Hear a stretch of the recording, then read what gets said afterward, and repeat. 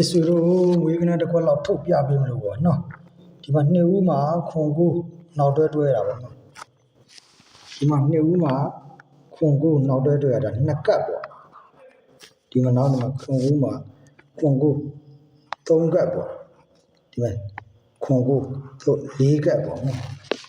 4ကပ်ကိုသူကဘာတွေအလုပ်လုံးဆိုတော့ဒီခွန်ကို2ဦးမှာခွန်ကိုတွဲလို့ရိုက်ခဲ့ရင်ဒီနန်းတော့ 68ခွန်6ခွန်8 6ခွန်8ကနောက်နေ့ကိုတွားထွက်ရမှာပါ6ခွန်8ကနောက်နေ့ကိုဒါတွားထွက်ရမှာ6ခွန်8ကဒါနောက်နေ့ကိုတွားထွက်ရမှာဒါနော်ဘာလို့ဒီကဏ္ဍလေးကိုယူရတာတော့ဆိုတော့ဒီ6ခွန်8ကနေ1 2ဒီ6ခွန်8ကနေ1 2 3 4 5 6ချိန်မှာခွန်ပရိခံတော့ကဏ္ဍမှာခွန်ပရိခံတော့ကဏ္ဍခွန်ပရိဒါခွန်ပရိခံတော့ကဏ္ဍခံတော့ကဏ္ဍက6ခွန်8ကနောက်နေ့မှာတွားထွက်ရတာပါနောက်နေ့မှာတွားထွက်ရတာဒုတိယကလို့မှာခွန်ကိုနောက်တွဲလို့တွဲခဲ့ရင်အဲ့ဒီထဲမှာနန်းတော်ဘကခွန်6ကနောက်နေ့မှာတွားထွက်ရတာပါတွားထွက်တယ်ခွန်6ကနော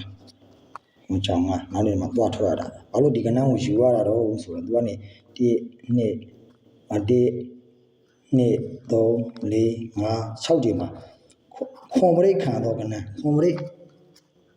ခံထားမှာအဲ့ကဏ္ဍကခွန်ပရိခံတော့မှာအဲ့ကဏ္ဍကထွက်တာပါဒီခွန်6ကနောက်နေ့မှာတွားထွက်ပါတတိယကဒီဥမှာခွန်ကိုတွဲလို့ရိုက်လိုက်တာမှာရိုက်လိုက်လို့ရင်ဒီမှာ5ကို8ကနောက်တဲ့ထဲမှာဒီမှာ895လို့ထွက်ပါတယ်895လို့ထွက်ပါတယ်အဲ5ကို8က895လို့ထွက်ပါတယ်ဘလို့ဒီကဏ္ဍကိုယူရတော့သူကနေရေးလိုက်1 2 3 4 5 6ချိန်မှာခွန်ပရိခံထားမှာပါ5ကို8ကနေ1 2 3 4 5 6ခွန်ပရိခံတော့ကဏ္ဍခွန်ပရိခံတော့တဲ့ကဏ္ဍကသူနောက်နေ့မှာသွားထွက်ရတာ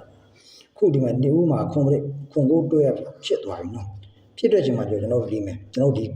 ကဏ္ဍပေါ့ကျွန်တော်ကဏ္ဍရှင်းနေတယ်မယ်ဒီကဏ္ဍပေါ့ဒီကဏ္ဍကသူက3ခွန်က1 2 3 4 5 6ချိန်မှာဒီခွန်ပရိခံတော့ကဏ္ဍခွန်ပရိခံတော့1 2 3 4 5 6ဒီ3ခွန်ကဒီ2025မှာ26မှာမွေးရပါပါခွန်ပရိကလည်းဒီခွန်ပရိကလည်းမရှိပါဘူးခွန်ပရိကလည်းလိုက်ကြည့်လိုက်ပါမရှိပါဘူးဒါဒီတခွဲတည်းရှိတာအဲ့တော့ခံတော့ကဒါဒီ3ခွန်ကဒါမွေးပါခွန်3ပေါ့နော်ခွန်3ပေါ့ဒါမွေးဖို့ပါပေါ့ဒါခွန်3နဲ့ဒါခွန်3ခွန်နဲ့ဒါမွေးဖို့ပါဘာလို့ဒီကနက်ဆိုင်လေးကိုပြပေးရတာတော့ဆိုတော့ဘာလို့ဒီဆိုင်လေးကိုပြပေးရတာတော့ဆိုတော့သူကဒီကလာတော်ဆောင်လုံးမှာဒီ6 3ညာ5ပေါ့နော်6ထိပ်3ညာခါ9နောက်ပိတ်6 3ညာ5ဆိုတော့ထောင်ရတာဒီကတည်းရှိတာပေါ့နော်မကြောက်3ညာဒီမှာ5နှစ်ကတ်ရှိပါဘူးနော်ဒီမှာ6ဒီမှာ6 3ညာ5ဒါ3ကတ်ပေါ့နော်ဒီမှာ6ဒီမှာ3ညာဒီမှာ5ဒါ4ကတ်ပေါ့ကနလာတော်လုံးမှာ4ကတ်ဒီမှာ6 3 5 6 3ညာ5တကတ်ဒီမှာ6 3ညာ5နှစ်ကတ်6 3ညာ5 3ကတ်6 3ညာ5ဒီမှာ4ကတ်ပေါ့နော်6 3ညာ5 4ကတ်ဆိုတော့ဒီဟာပဲရှာဆိုတာဒီ6 3ညာ5 6 3ညာ5လို့ဖြစ်သွားပြီသူ့ဘေးကဏ္ဍဒီ8နဲ့5တော့နောက်နေ့မှာသွားထွက်ပြရမှာ8နဲ့5နော်အဲ့ကျဒုတိယကဏ္ဍဒီမဲ့6 3ညာ5 6 3ညာ5အဲ့လိုထောင်ပြီးရင်သူ့ဘေးကဏ္ဍ981ကနောက်နေ့မှာသွားထွက်ပြရမှာပါ981ကဒီမဲ့981ကသွားထွက်ပြရမှာဒီ981ကနောက်နေ့မှာ981ပတ်လက်သွားထွက်ပြရမှာပါပတ်လက်ပြီးတော့ဒီမှာ6 3ညာ5 6 3ညာ5လို့ဖြစ်ရင်သူ့ဘေးရကဏ္ဍတင်5ကိုနောက်နေ့မှာသွားထွက်ပြရမှာပါနော်သွားထွက်ပြအဲ့မှာခုကြော်ဒီတို့ဒီ6ထိပ်3ညာခါ9နောက်ပြီးတော့6 3ညာ5ဖြစ်သွားသူ့ဘေးရကဏ္ဍဆိုတော့ကျွန်တော်ဒီ3ခွန်ပုံဖြစ်နေတာပေါ့နော်3ခွန်ဖြစ်တော့ခုနကဏ္ဍကျွန်တော်တို့3ခွန်ပေါ့3ခွန်ဒါပေမဲ့3ခွန်ကကျွန်တော်တို့မကြိုက်ဘူးဗျာကျွန်တော်ကြိုက်တာတော့နော်ခွန်3နဲ့ ခွန်သုံးနဲ့ဒါခွန်သုံးခွန်ပေါ့လေနော်ဒါပိုကြိုက်တာဘာလို့ဒီကောင်ကျွန်တော်ပိုကြိုက်တာတော့ဆိုသူကကျွန်တော်တို့ကဒီ6ခုနှစ်မှာပေါ့နော်6ခုနှစ်တိုင်းမှာဖြစ်နေတာဒါ86 6ခုနှစ်တိုင်းဖြစ်နေတာ86မှာကျွန်တော်တို့ဒီခွန်တိတ်စီးနဲ့အဖူးခွာတယ်နော်ဘူးခွာထွက်ခွန်တုံရခွန်တိတ်စီကခွန်တိတ်စီးနဲ့ဘယ်လိုပဲဘူးခွာတော့ထွက်86ကလည်းသူကဒီခွန်တိတ်စီးနဲ့သူအပူးခွာတော့ထွက်ခွန်တိတ်စီးနဲ့အဲ့ကြော86ပြီး86 96တော့ဒီမှာခွန်88ဆိုခွန်88ကလည်းသူခွန်တိတ်စီးနဲ့သူအပူးခွာအဲ့ကြောခွန်6ပြီး86ပြီး96လည်းပြီး2006ကလည်းနေဦးမှာကြာတယ်နော်ခွန်တိတ်စီးနဲ့သူကပူးခွာအဲ့ကြော2016ကတော့ဒီနေ့ခွန်သုံးခွန်လည်းခွန်တိတ်စီးနဲ့အပူးခွာနော်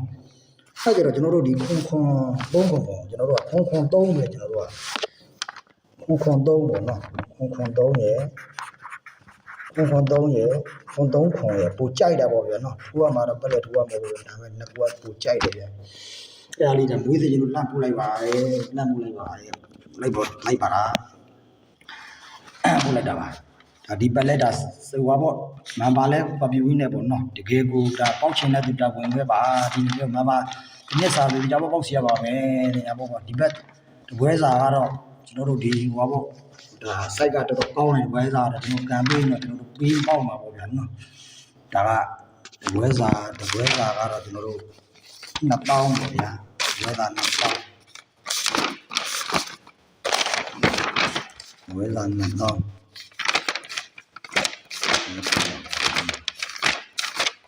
ဝဲတာ2000ပေါ့နော်ဒါဒီတစ်ပတ်စာအုပ်ဒါဒီစနေထုံးကောင်းတဲ့ပါဒီဖုန်းနံပါတ်ကိုဆက်လို့ရပါတယ်ဒီဖုန်းနံပါတ်ကိုဆက်လိုက်ပါဒီဖုန်းနံပါတ်ကိုဆက်လိုက်ပါနော်ဒါခွန်3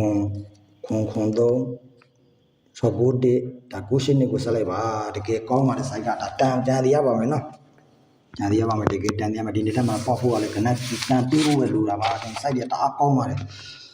အဲကြောင့်ဒါထုတ်မပြသေးတာပါကဲဒီကနေ့မွေးနဲ့အားလုံးကျမ်းမှာချမ်းသာကြပါစေဗျာ